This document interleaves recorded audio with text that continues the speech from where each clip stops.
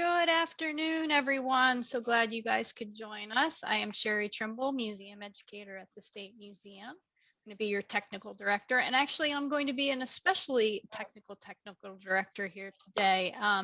One of our speakers, Janet Johnson, unfortunately with the wind outside, we're going to be kind of guiding her through. She has lost power, so I'm going to be surfing through the slides, and Dr. Carr will be taking over both parts. So just to let you know on that one. Remind everybody this session is being recorded. We will save the recordings, and then later next week, we will send that out to everybody who's registered and our social media channels. We're going to use the question and answer option at the bottom of your screen. Anytime during the program, if you have a question, pop that in the box. And at the end of the program, we'll do the question and answer portion. I'm going to put a few items in the chat box on etiquette and some policies. And also I'll put my email in there if you have any questions for later on in the program. So now I would like to turn it over to the State Museum Director, Beth Hager. Thanks, Sherry. Good afternoon, everyone, and thanks for joining us today for our Learn at Lunchtime series and this month's installment of State Museum Perspectives. As you can see, I'm not at home with my trusty dog Spike. I'm actually in my office at the State Museum, have been teleworking for the past year with occasional trips to the office. But I'm here, one reason is because we're getting ready to reopen. The news came out just 2 days ago from PHMC, Pennsylvania Historical Museum Commission, our parent agency, that we will be reopening to the public on Friday, April 30th. It's just 5 weeks from today. We'll be open our regular 5 days a week, Wednesday through Sunday, but with limited hours at first.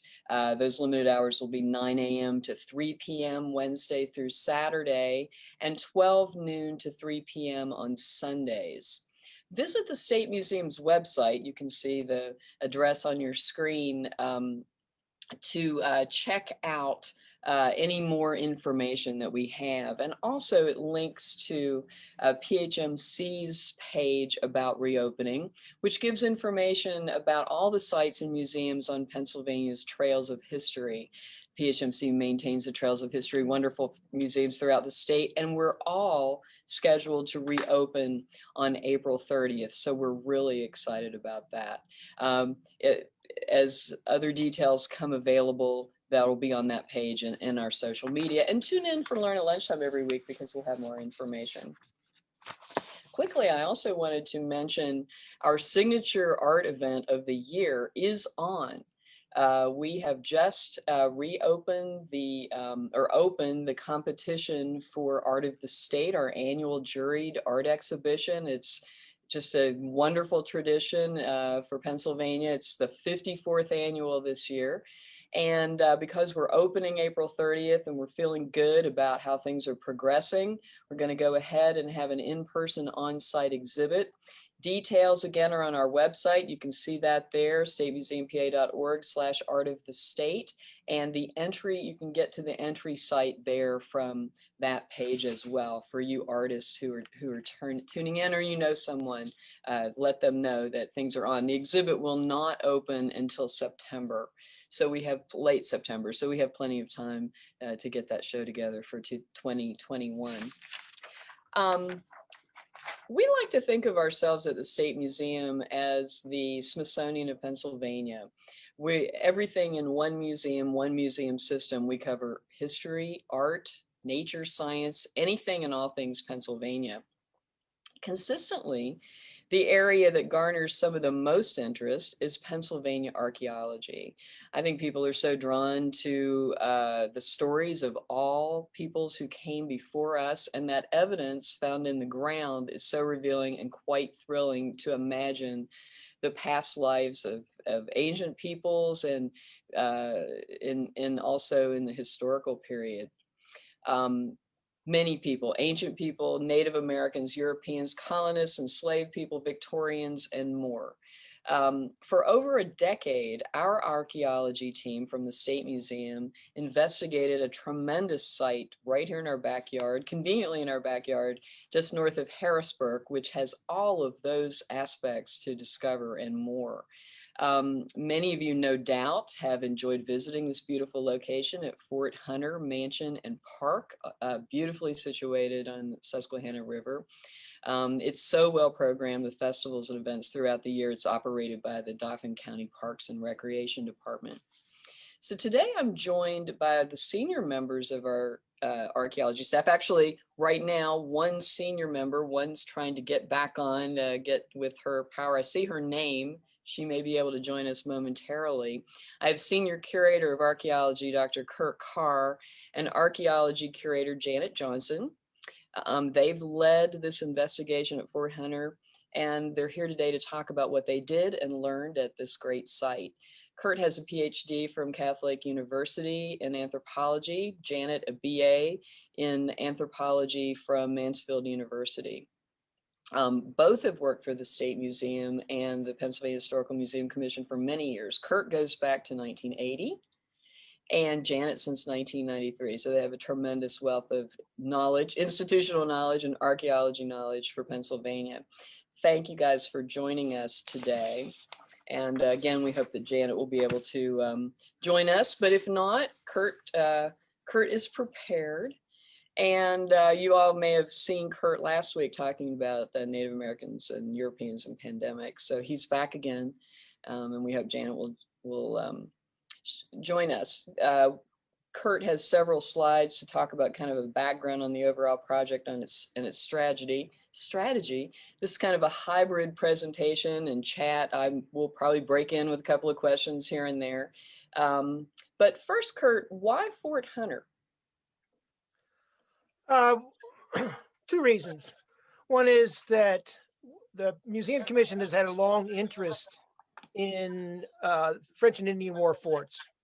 And since this is so close, we thought this is, an obvious place to be. In addition, we're always looking for a public outreach program, and this was a public archaeology program over the past 15 years. So that was it. So this was something that people could see in progress, visit. Yes. And again, it was right up the river, so it was easy for us to get to and for plenty of people in the area to get to. And we've excavated, the Museum Commission over the past 80 years has excavated a number of French and Indian War forts. This was a different kind of fort. So it wasn't like Fort Loudon, which was manned by British troops. It certainly wasn't Fort Augusta. This was a different, smaller scale type of fort. That was it's militia, mostly militia. So militia, was it a supply fort essentially? Yeah, this was a supply fort. And yeah, it was manned by it was partially manned by the British, a British regiment, and then later it went over to the militia. Actually, it was the Pennsylvania Regiment, or the Conrad Weiser Regiment, it's called. But it was local people, and so you get this variety. I can talk all about this, but you get a variety of artifacts that really aren't typically found with a British regiment, for example, because these individuals brought their own weapons. So a variety of different caliber of weapons, different kinds of weapons, different kinds of dishes and pottery that we find at this site that you don't find at these other strongly military sites. So it's been very interesting, actually, and we're going to use it to compare it to these other sites. So when you go to Fort Hunter, you don't see a fort. So that's what you guys were looking for. Tell us about the project. And I know you have some images to share with us. I do, actually. Sherry's going to help us with that. Yeah, why don't we get into that, Sherry? Go ahead. Next slide. This is the Fort Hunter mansion, and all the excavations were conducted around this, mostly in the backyard of this mansion. Go ahead. Next. Fort Hunter. Okay, you went two, but that's all right. Fort Hunter is located at the mouth of Fishing Creek. A very strategic location, has a wonderful view of the river for strategic purposes. Go ahead. There's an aerial view. Most of the excavations that we have conducted are on the left side of the house, if you will. It's the Fishing Creek side. You can see Fishing Creek entering there. So yes, Sherry, and the other side too. Can you point to the Icehouse, Sherry? Yes. That's where most of the excavations were conducted, and we only recently moved on to the west side. Next slide. Yeah, we were in 2005. We were at Fort Hunter. We've had a number of cooperative projects with them, and we were up there digging or carving a dugout canoe. And because of our interest into the French and Indian War, we said, well, where's the fort? And they said, we don't know. And being smart aleck, archaeologists said, well, we'll find it for you. And so that's really what got us into this particular project. Next And slide. this is the dugout canoe that you all share at the farm. We share at the farm show, and it's based on the one that we have on display. So, right, this has been all over the state. We were in Erie with this dugout canoe. Even, yeah, it's a great thing for public outreach. Mm-hmm. Next slide. Yeah, so Fort Hunter, actually, if you look in the upper right corner in that map, Fort Hunter originally was it was a fortified mill, and actually it was located 600 feet from the Susquehanna River, so not the location that we're looking at now. It was part of a string of forts all along Blue Mountain. You see that diagonal line running there. It was one of those, and essentially it was just a refuge when the Indians attacked. Yeah, it's a complicated thing. Because we were encroaching on their property, their lands. Thank you. That's exactly what I was trying to put into there. Right. And that's the way it started out.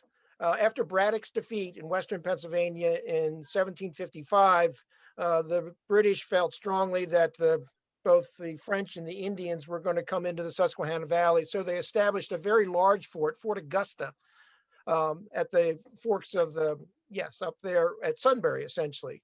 And Fort Hunter and Fort Halifax were established as supply forts, and they were going to transfer supplies from Harris's trading post right below Fort Hunter there. They were going to move supplies up to Fort Augusta. So for most of Fort Hunter and Halifax's history, they were that kind of fort. Initially, they were manned by British troops. Later, it was militia. Initially, there were a large number, up to 100 people staying there, stationed there at one time. By 1757, certainly 1758, that number was down more like 20 or 30, and they were militia. Next slide. This is just a quick look at Fort Augusta, a massive fort. It's my understanding it was certainly the largest fort in Pennsylvania and one of the largest French and Indian War forts in the colonies, not necessarily in Canada, for example. One thing about Fort Hunter, though, we said, well, where's the fort? Well, there's no maps of the fort. The descriptions of the fort are all pretty simple too. So we don't have any detail. We don't have a location of where the fort is. We just have a map symbol on a map, but we don't actually have a good description of what it looks like. Next slide. We're in luck. Janet's here. This is a map of our 2006 excavations. That figure in the middle of the screen is the mansion, and the bright red areas are where we excavated. You can see we excavated near the Icehouse. Next slide. And right off the bat, we found this large charcoal concentration right in here. That thing in the middle there, actually, that's a telephone pole. That was obviously much more recent, that went right through this feature. Next slide. I didn't know they had those in the 1750s. Yeah, this was annoying for a while, but anyway, go ahead. And underneath that charcoal, we found this burned area, that reddish material. On top of that burned area, actually, there's a layer of mortar, and we think we've been calling it the bake oven. And there's an example of a bake oven up in the left-hand corner there. It was packed with burned and unburned bone, almost all of it domestic cow, pig, and sheep were the most common bones. But also at this particular spot, we found a number of gun flints, a large number of musket balls, and the ceramics that we found here, the pottery, if you will. We found a piece right at the bottom of this, underneath the reddened area, that all point to a date of the 1750s or earlier. And so we've concluded that this was part of the French and Indian War occupation. We were pretty excited about that, considering it was the very first thing we found. Go ahead. Mm-hmm. Next. And then we started It took us 2007 to finish out the bake oven. In 2008, we discovered this well. That's the top of the well. It was only about 9 inches below the soil. Nobody knew it was there. And it's right next to was what was called the Icehouse. And we spent the next 5 years excavating around that. And I'll show you some images.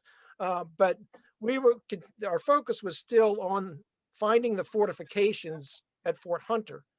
We were finding lots of artifacts, musket balls and gun flints and gun parts and so on from the fort occupation. But for the next 15 years, 14 years, we didn't find any more French and Indian War objects. And the things that I'm going to show here, the spectacular finds that we did have, they all relate to the McAllister occupation. And he owned a plantation after the fort. So he's post-fort. He started in 1787 and went up into, I guess, 1860. But although our focus was on the fort, the stuff where we were revealing was mostly from the McAllister occupation. Next slide. Just as a side note, it's also a significant Native American occupation. It's stratified, so it's in layers. And especially while we were digging the well, because the well was pretty deep, we were going down 5 feet or so. We found a series of Native American occupations represented here. The earliest occupation was close to 10,000 years old. The more recent occupation at the top, that's a pipe stem right there. That's only about 600 years old. But just know that everywhere we excavated, we found Native American remains. Well, and I was fascinated. One day I was visiting yes, years ago. And while I was there, because, you guys are digging all the time and find different things, you found a 4,000-year-old axe head, yes. correct? Yes. I was convinced that you had placed it there for me just to coincide with my visit, but that's not true. It came out of the ground. It was very exciting to think that this had been in the ground for 4,000 years and we were the first to see it. It was thrilling. And it really is kind of an exceptional piece too. Mm-hmm. I'm not above, planting artifacts, Beth, but this one was not. The truth comes out. Okay. No, this was not. Yeah, it's really an extraordinary piece. And of course, when you find, an unbroken piece like that with these Native American artifacts, you always think, why'd they drop that? Why'd they leave that? Somebody lost it, and so it's always confusing. But anyway, back to the European occupation or the colonial occupation. This is us digging into the well. We essentially excavated a large hole in the ground and then went down 16 feet in the well, 16 feet from the surface. And then we augured, that's what you see is going on here, down to about almost 36 feet. And we were hoping that we were going to find earlier occupations, such as the fort occupation. And we didn't. We went the whole way to the bottom. We actually hit water, and all we found were, it was an ash deposit that it was Mr. Riley actually during the 20th century, when they got water, they dumped all this ash in there. They must have had an ash pile someplace and they filled the whole thing up. So it was kind of disappointing. It was really exciting excavating it, but yes, we didn't find anything related to the fort. Next. The well is on the left here. Next to that is the milk house. And what we learned is actually the well and the milk house were connected by a pipe. And to the left of this off screen, there was a windmill. And so the windmill was pumping water. And this would have been in the very early 1800s. We think that the milk house dated to 1806 or 1807. We have a historic document on that. We don't have anything on the well. But anyway, at that time, they were pumping water out of the well into the milk house to cool beverages, milk. On the far right there, that's the smokehouse, and we'll talk about that next, though. Next slide. This is the interior of actually what was initially called the Icehouse. You see that brown line about halfway up the wall there in the back. That actually, when we walked in there, that was all dirt down to the floor. It had been filled in during historic times for whatever reason. We emptied that out. We found the drain on the bottom of the floor that drained out the back. So they were pumping water in here, filling up boxes, if you will, which contained containers of milk or cider or other beverages that they were trying to cool.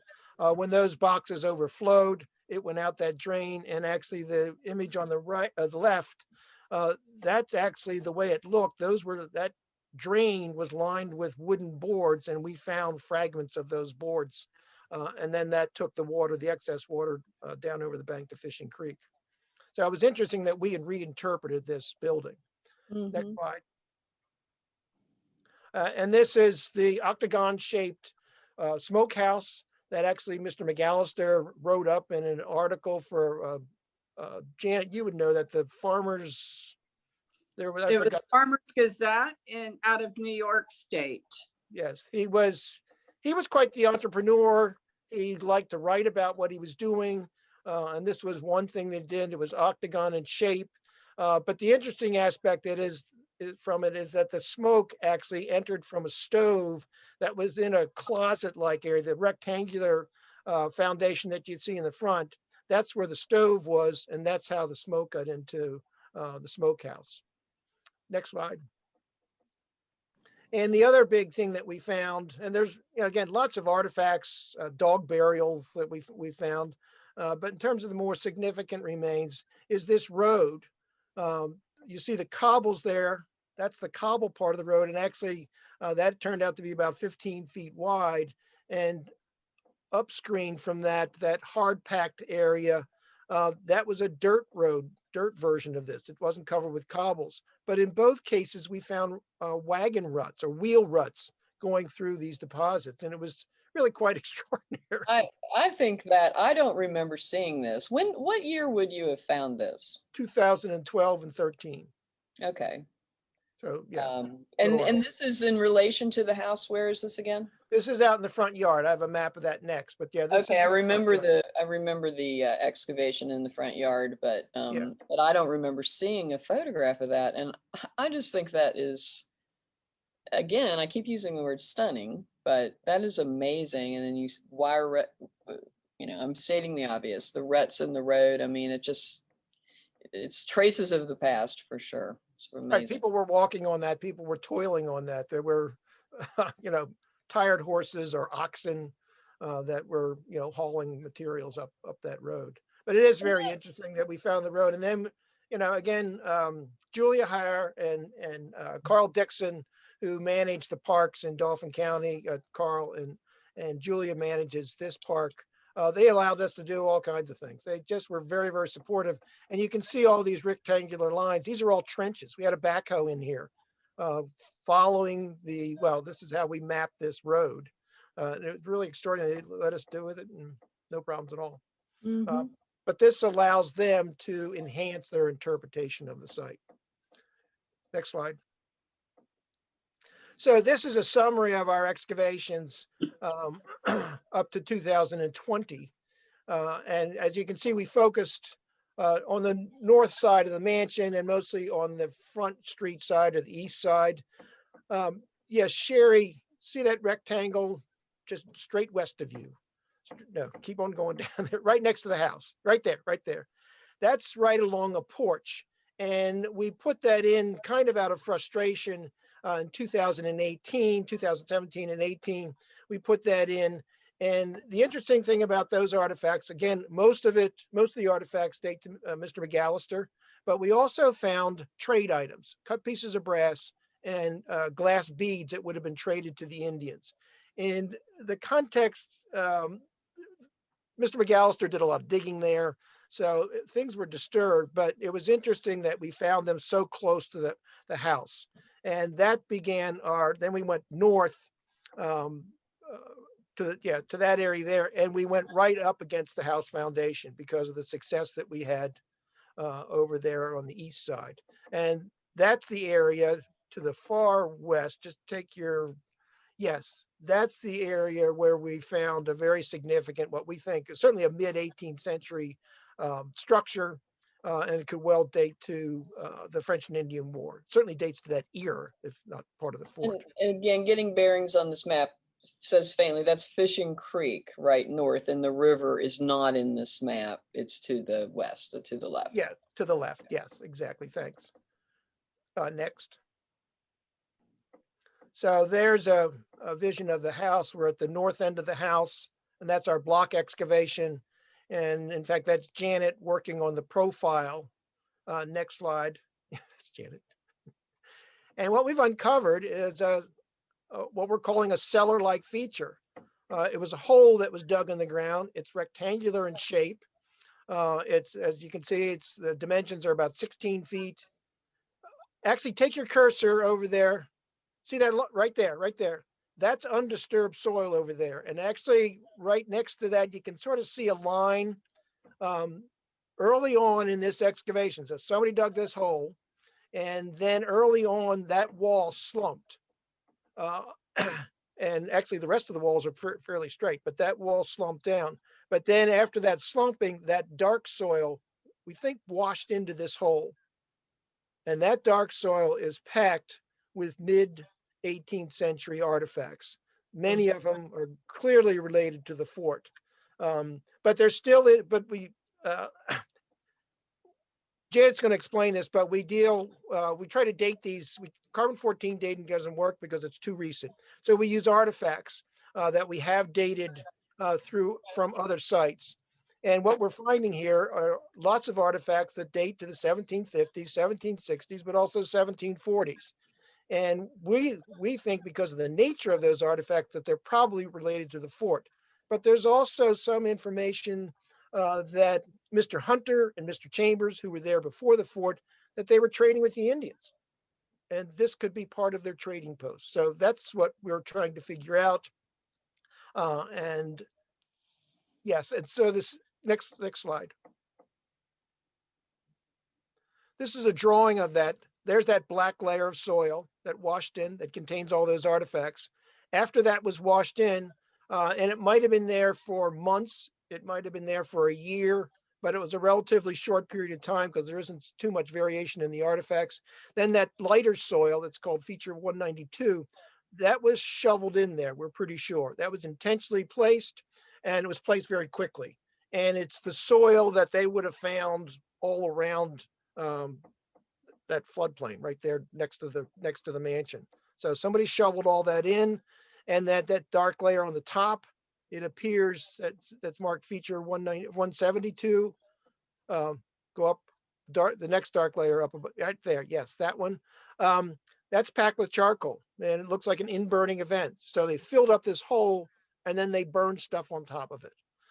And again, we think that all three of these soil strata, the dark one at the bottom, the lighter one, and then the dark one at the top, are all part of the backfilling, if you will, of this cellar-like feature. And we're really interested in the artifacts of these, of all of these. There's hardly anything in the backfill, but the top soil, the top burning event, and the bottom one especially, that's what we're really focusing on. And Janet's going to talk to you now about those artifacts and what they've told us in terms of the date, but also, just as importantly, the function. And Janet, I'm doing a time check, by the way, at 12:43. okay. I'm hoping that everything stays on. I'm using my cell phone here, so Oh, okay. So that's why we can't see you, and that's okay. I still Sorry have you're having no power here. So sorry about that. Well, so again, thank you for joining us. these are shots of the excavations of that cellar area Kurt was just referring to, and some of the larger pieces that we were taking out. You can see the water screening going on in the left side. That water screening allowed us to recover small glass seed beads, bone fragments, very small pieces that, again, contribute to that analysis of this feature. And then that large piece that we're very carefully removing up in the top is what we believe might be part of a shovel, possibly an iron kettle or something. And again, that requires additional analysis and conservation in order to preserve it, because it's a very fragile piece. So we have a lot of work left to do. Next. Again, how do we date these features, and how do we know what time period we're working in up there? And this is an example of some of the ceramics that we find. Historic ceramics are important for archaeologists because we're able to look at manufacturing dates and data from other sites as comparison. And I'm showing here scratch blue ceramics, which are very common at French and Indian War period fort sites. And I actually have a reconstructed vessel from Fort Loudon, which again is in Pennsylvania and one of the fort sites from the period. And then in the lower left corner is a piece of basket rim.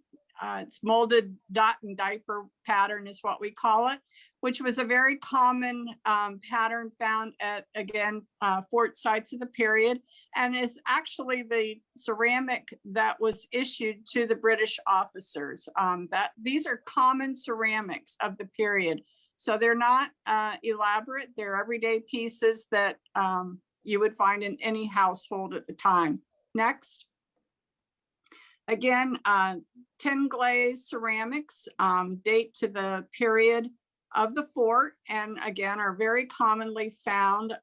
They're identified, archaeologists look at them and are able to identify them by their eggshell glaze. So when you look at the surface, it's a very thin, hard gloss surface that will spall off. So they were not as durable as say the salt glaze stoneware that I showed in the previous slide. And one of the types of ceramics of the Delft or tin glaze that we find is Frizzackerly, which is the yellow and green pattern. And there's an example of a Frizzackerly plate down in the center section. And again, it's a hand painted. These are European wares that would have been imported for use by the colonists as well as the soldiers. Next. Again, other types of ceramics of the period and the dates of manufacture, which help us again in dating our different areas and features of the site. The problematic piece here is our slip decorated redware, because redwares were made by the colonists almost as soon as they arrive in Philadelphia. We start finding them making these redwares, and they continue to make redware all the way up into the late 1800s, early 1900s. We still make redware flower pots today, but the slip decorated patterns are typically earlier, and these are more refined slip decoration. The creamwares, again, found very common on the sites, and those are everyday types of pieces.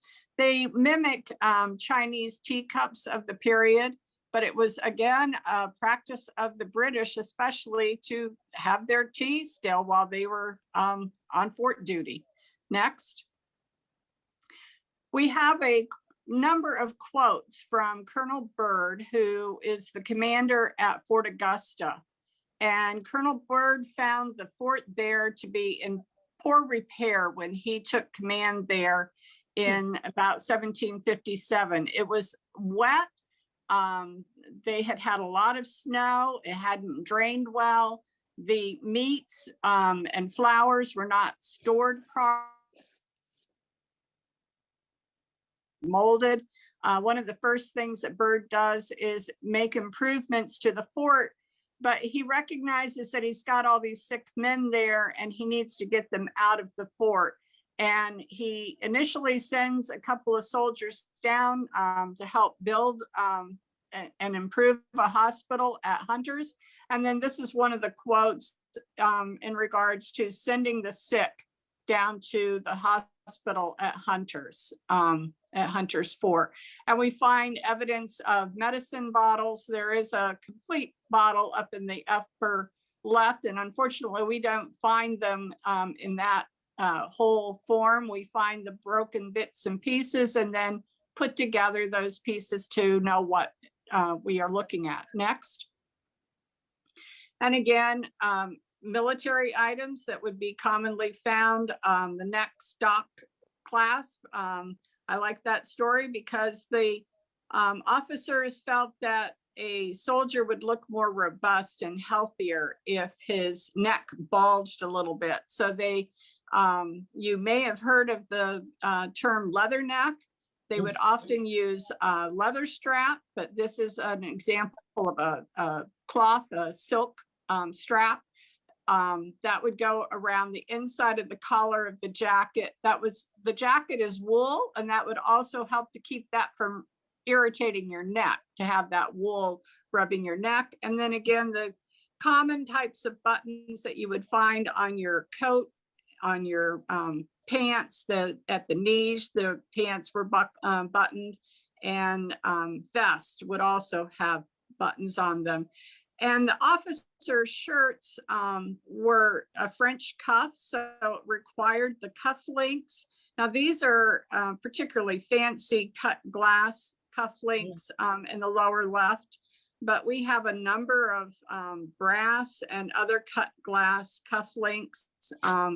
Again, that was something that the officers would bring. And it was expensive to be an officer. You were actually paying for the commission to serve the military. So that's something that we often don't think about military service at the time. Next. Again, pipe stems, we're able to look at the size of the pipe stem. We measure that opening there. It's how the draw is through the bowl of the pipe, and the size of that, diameter of that, then is how we date our various pipe stems. And we do have, again, pipes from the range of the 1720 to about 1800, as well as some later pipes that would have dated to the McAllister period. We find scissors and straight pens and thimbles, all tools that the officers would have used to maintain their uniforms. It was very important to maintain your uniform. That was a requirement of the military. Obviously, they weren't issuing coats repeatedly, so you had to keep yourself in good order. Next. Again, other types of military weaponry that we would find there. And I point to, in the upper left corner, a gun flint with a lead patch.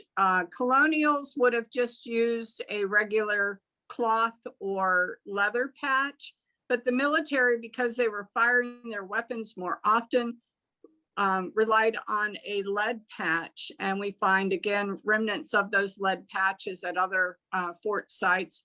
We also see here a number of different types of musket balls and lead sprue, which is the waster off of making your lead shot balls. Some of this is buckshot, and some of it, again, your musket balls, buckshot or bird shot referred to.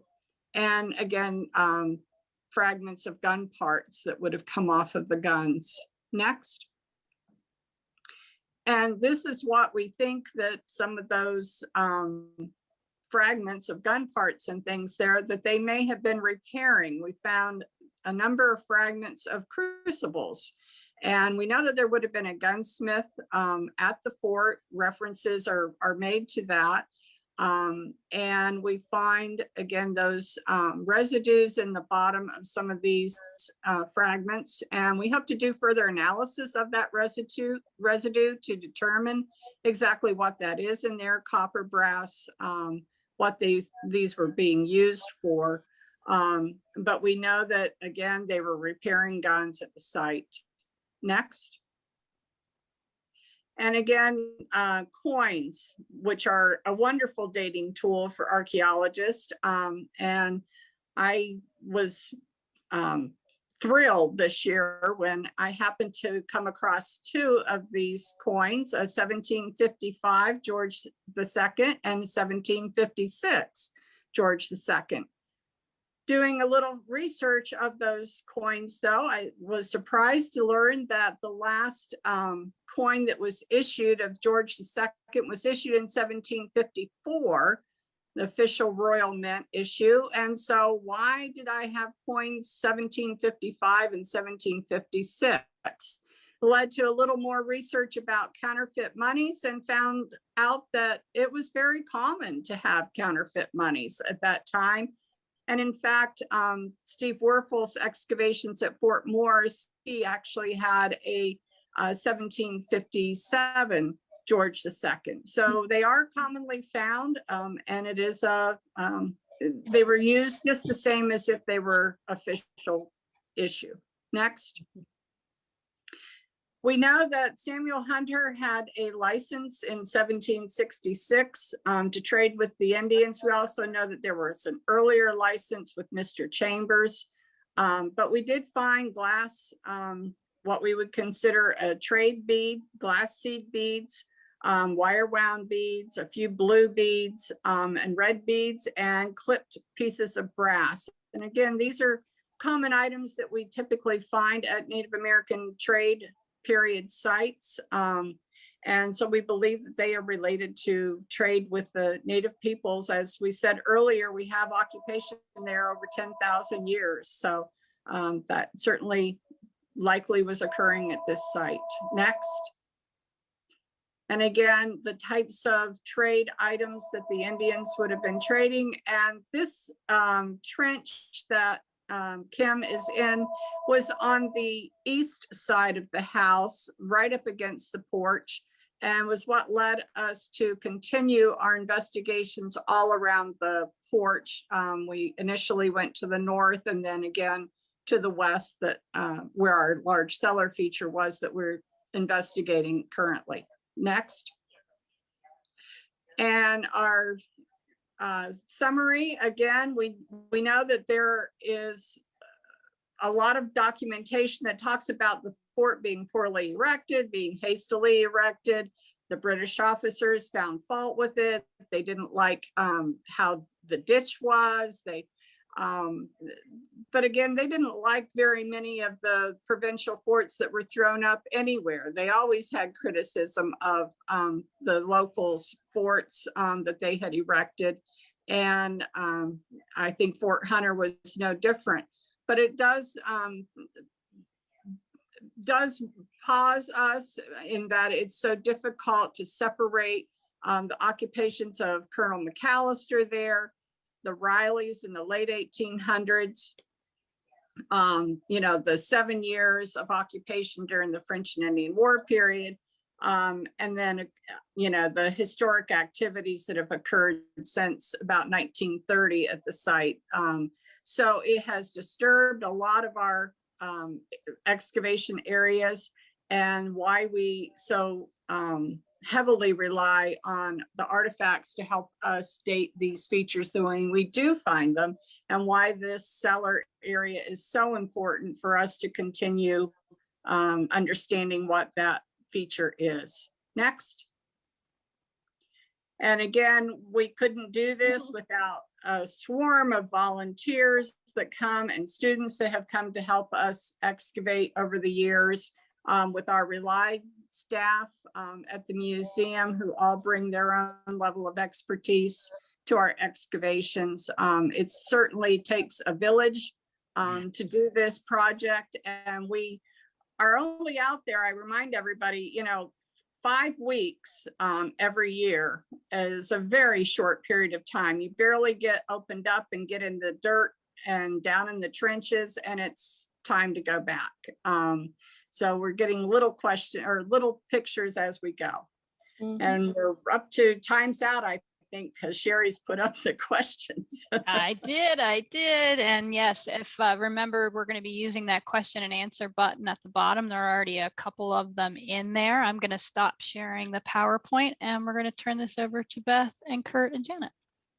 So thank you both. I think it's really interesting to see the artifacts. I mean, the whole project, but seeing that comparative analysis that you do, and that the work continues in the lab back at the State Museum to analyze that material, compare it to other sites, and it's pretty exciting stuff. And I know you guys are deep into it.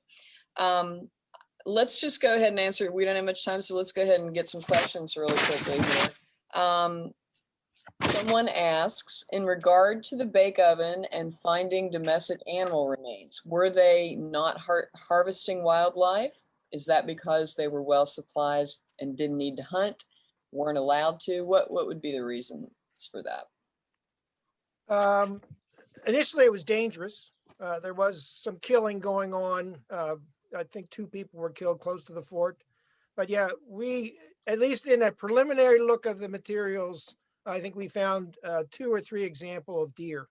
Otherwise, it looks like pig, cow, sheep, those kinds of things. We did find a lot of fish in our excavations in the cellar-like feature. So, and we weren't really using methodology to collect fish bones. They're tiny little things. But so they were doing some fishing. But yes, it does seem that they were being supplied, although at times they complained about the food. At times they didn't have much food. But it doesn't seem like they were going out and hunting a lot of wild food. Okay. And wild food, they wouldn't be able to support 50 people on wild food too. So they really depended on supplies. So here's a question. Why does the excavation only happen for 5 weeks a year? And I think last year, because you were closing it out, you were there for a couple of months actually. And it was a challenge during the pandemic, of course, and we were outside, people were in masks, socially distancing. So there were, and we couldn't use volunteers. So that was a challenge. But I mean, I will say that, you know, these folks have a lot of other work to do during the year. There's a lot of activities that go on in the Department of Archaeology. And so they have to find a way to spare that time in the fall. Yes, our primary mission is maintaining the collections we have, is curating the collections, protecting them, getting them organized so that other people can use them for research, which we always have somebody doing that, at least we used to. But also loaning other museums, making loans to other museums. But as Janet said, or actually Beth, as you remarked, actually the analysis of the artifacts takes 3 or 4 times as much time as the excavation. The excavation is the fun and sexy part that everybody gets excited about and is great, but without the analysis, it wouldn't be valuable. So well, and again, the benefit of us having those comparative collections, you know, that we can rely on is valuable. Right, exactly. Another question, when will the excavation be open this year for volunteers? Well, we did finish that one out this past year, finished Fort Hunter. They will look for other opportunities and just keep watching State Museum website. The archaeologists also maintain a bi-weekly, that means every other week, blog, archaeology blog, which you can access from the State Museum's website too, to find out what's the latest thing going on with their work. So keep watching. I see, here's another question, just came in quickly. Can you use methods other than trenching to locate new areas of interest? What about ground penetrating radar? Actually, we've done some the initial excavations were based on ground penetrating radar and magnetometer, looking for metal and, well, more than that. But we've done that. And more recently, they've also done some things. The problem is that there's a lot of disturbance on the site. There's roads, there's gardens. So the ground has been churned up for utility lines. So it is complicated, but you can use these other methods. And the more recent work that's been done, remote sensing that's been done, it just hasn't been analyzed enough for us to get any information out of it. And ultimately, you do have to, what we call ground truth. So we find some place that has a high magnetometer reading or GPR, ground penetrating. So we find something, we have to go look at it. And we know in one case that it turned out to be a modern sewer line, one of the early excavations that we did. So you have to do that field work. But for example, now that we have this general idea of where the road is, we should probably follow that out even further. Here's a question I missed. Is creamware similar to lusterware? Well, it's earlier. That's a Janet question. It's an earlier ceramic than lusterware. Luster is a little later. not quite as fancy as your lusterware. Lusterware has the golds and purples and is a little more durable clay on that than the creamware. Okay. Well, it is 1:04 already. Are there any other comments, questions? I think we probably should wrap it up, but I don't know two people that are more passionate about what they do in Pennsylvania archaeology, and I really appreciate you sharing with us today. And congratulations to your entire team in our Department of Archaeology. And then also, again, a great shout out to Carl Dixon and Julia Hare at Fort Hunter Mansion and Park, who have been just wonderful hosts for us over the years, and we really appreciate your collaboration. I need to quickly segue to what's happening next. So 4 weeks from today, we'll have our next State Museum Perspectives program. My name is up there just kind of as a placeholder, but we're actually going to be talking to members of our registration staff, Mary Jane Miller, and collections management staff, Mary Jane Miller and Lauren Stark. We're going to find out how you at home can search our collections. We have an online database where you can get into our records and see things that are on display or in our vault, if you will. And it's a great tool to use at home. We're also looking to have Aaron McWilliamson from the Pennsylvania State Archives, our sister bureau, that can talk about, again, some of the other things that you can search and explore your history at home. That's on April 23rd, so please sign up for that. Next week, though, it's an Artist Conversations installment of Learn at Lunchtime. It is the wonderful internationally renowned artist Tina Williams Brewer, who will be interviewed by our fine art curator Amy Hammond. Ms. Brewer has that beautiful work in our collection that you see right there called Yo Bloodline. Ms. Brewer is based in Pittsburgh, but she was born in Huntington, West Virginia, which happens to be my hometown. I did not know her. I think she moved at some point before I was older, but I am excited to have a shout out to my hometown as well. So anyway, please join us for that. And you can see a list right here of other programs coming up with the Adventures in Nature Lab on the 9th. And we'll have another Curator's Choice, which is the Fowler's Bird's Eye Views. That's a fun tool also that you can use from home to learn more about on April 16th. And as I mentioned, State Museum Perspectives. Thanks again, everyone, for joining us. Have a great week. Be safe. We look forward to seeing you back at the State Museum on April 30th and more Zoom Learn at Lunchtimes. Take care. All right. Thanks, everybody. So Thank glad you you. guys could join us again. So in the chat box, I threw in a couple of links that might be interesting to you. I'll also be sending out an email to registrations, including any donations that could help us out. This was recorded. We will process the recording, do a little bit of editing, and then we'll be sending it out early next week. Once again, thanks, everybody. Have a great weekend.